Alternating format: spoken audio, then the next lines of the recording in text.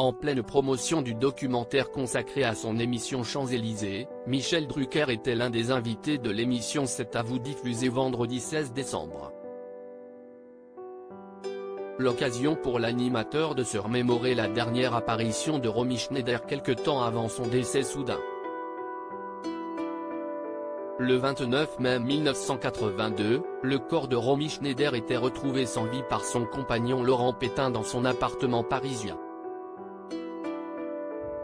Sur son bureau, la police a retrouvé une lettre d'excuse inachevée avec une longue rature, montrant que l'actrice a dû s'effondrer en l'écrivant. Si certains ont longtemps prétendu à un suicide, des proches de l'icône du cinéma ont assuré qu'elle était décédée de cause naturelle. 40 ans après sa mort, Romy Schneider continue de marquer les esprits.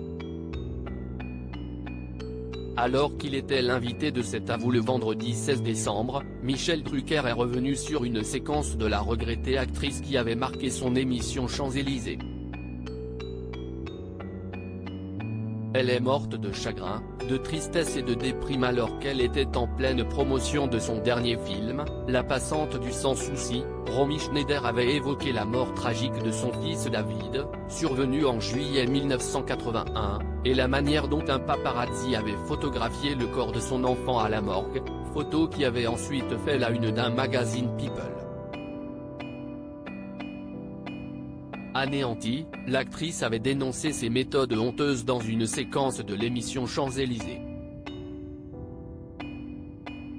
Après avoir revu un extrait de ce fameux entretien, qui fut la dernière apparition de la star à la télévision, Michel Drucker a confié que Romy Schneider était décédée peu de temps après.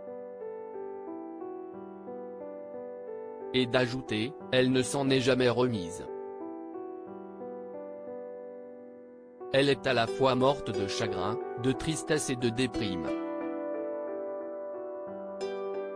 Ce terrible drame qui a marqué la vie de Romy Schneider moins d'un an avant sa mort, la vie de Romy Schneider a basculé lorsque son fils David est décédé le 5 juillet 1981 à l'âge de 14 ans.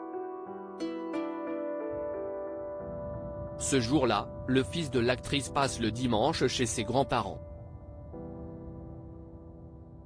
Après une balade à vélo avec des amis, l'adolescent est de retour à la maison.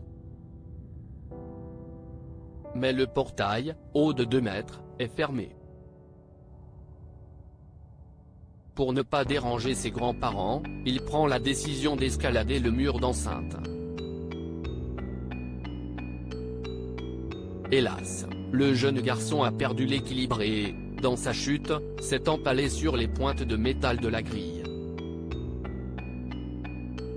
Il est décédé le soir même à l'hôpital.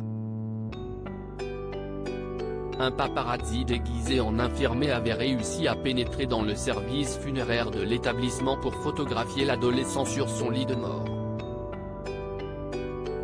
Article écrit en collaboration avec 6 médias à lire aussi Alain Delon, son cri d'amour à Romy Schneider qui aurait eu 83 ans aujourd'hui.